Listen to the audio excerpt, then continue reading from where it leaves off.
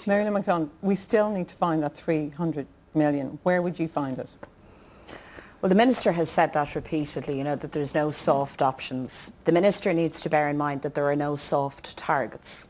And they made a gross miscalculation when dealing with public sector workers. They thought that if they threatened loudly enough, if they bullied sufficiently, that workers would roll over. And what workers have stated very clearly now, particularly middle and low income workers, is that they can take no more pain.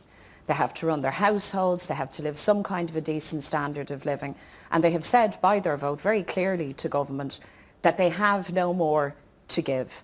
And can I just say, for those workers who took the decision to vote this deal down, I want to commend them.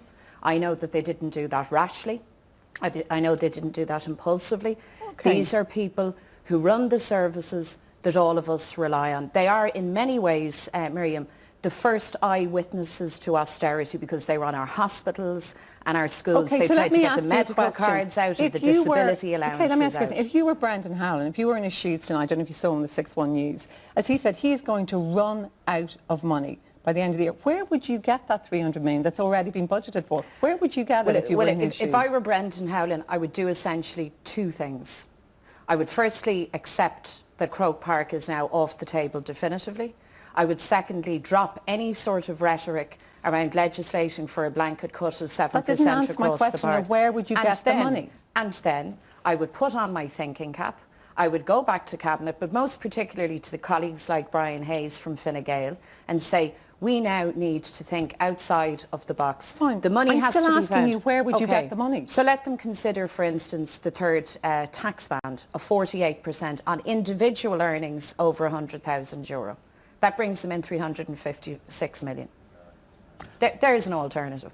But the difficulty here is, and let me just repeat it, that there has been a presumption in government, and sadly not just in Fine Gael, but amongst the ranks of the Labour Party, that if they shouted loud enough and if they shook hard enough, that they would force the situation with public sector workers. The workers have now come out and very clearly said that that is not on. And really, Miriam, this is the first really significant blowback to the government's austerity agenda. And in taking this stance, and can I say this to people who work in the private sector, for people in small business who may think that Croke Park is none of their business, these workers have set down a marker, Miriam, for all of us, because what we know is that if public services suffer, if those workers are impoverished, all of us suffer. Is there not a chance, though, that they could end up with a worse deal? I mean, if there was a legislation, if there was 7%, is there a danger you'd have led them up to the top of the hill and then they would get a worse deal? That was the argument used by some to say, go with this deal or the government are going to get you. Now, that to me is an unacceptable way to set out government proposals. All of us know we're all adults. We know things need to be paid for. We know we are in a very difficult economic situation. But we should also know this at this stage. If they continue to put their hands in the pockets of low and middle income workers, not only do they make those households suffer, they kill off domestic demand. They keep the domestic economy as flat as a pancake and the dole queues high. So their prescription, the medicine is killing the patient. And thankfully, public sector workers have the cop on, the intelligence and the backbone to state that plainly. Brian Hayes, we heard a lot lately, about the promissory notes, the deal, that in fact we'd have longer payments back in our loan payments, that we might even be able to cut taxes. Is there no other way of finding that 300 million? Well, the government's view is that it's a fair contribution to the final adjustment that has to be made between now and 2015 to get our books properly balanced between tax and expenditure. When you asked Mary Lou McDonald to produce solutions, she didn't produce solutions. I did. I gave you a very clear solution. No, you see, the point that we're making is this. In a circumstance where over a third of all of the expenditure is on public sector pay and pensions, it is not unreasonable that we would look for an additional saving in that area to bring that into kilter. Why? And here's the key point.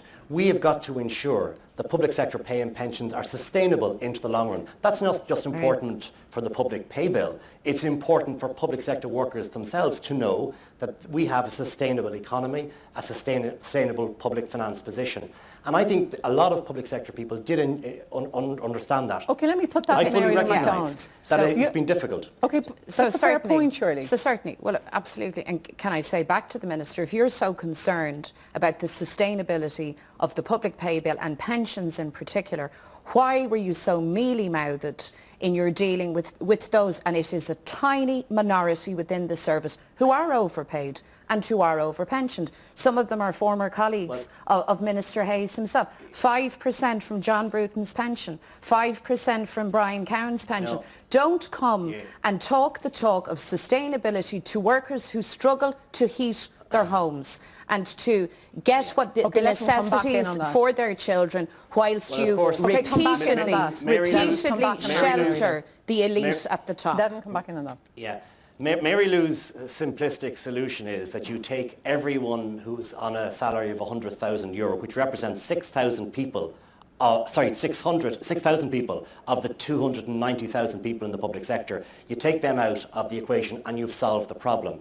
It is fantasy economics. And she didn't say also that those who are on significant pensions, and there are a small group of people in this country who are, have already seen another cut of 20%, and we were going to do this as part of the Croke Park 2 deal. What we're saying tonight is this: we need time and space to go through these issues. We have got to find a solution to this problem, because the great majority of people who've lost their jobs in the private sector realise that this country has got to come into a better kilter between tax and expenditure. And can I say to you, That's Minister, not just important for public finances, it's Minister, important for everyone. Okay, let Mary McDonald. Here's the real fantasy economics as espoused by you and your colleagues in government. The fantasy is this: that you can impoverish people, that you can kill off domestic demand, lay the retail sector, for instance, low, and that somehow we are going to have a recovery. Let's bear in mind why you're looking for your additional billion, because your growth predictions haven't materialised. How could they, when you have systematically gone for people on modest incomes and put them in a position where their standard of living and their spending power is absolutely let me ask the decimated? Minister That's one the question. stuff of fantasy Minister, economics. are It's you irresponsible economics. worried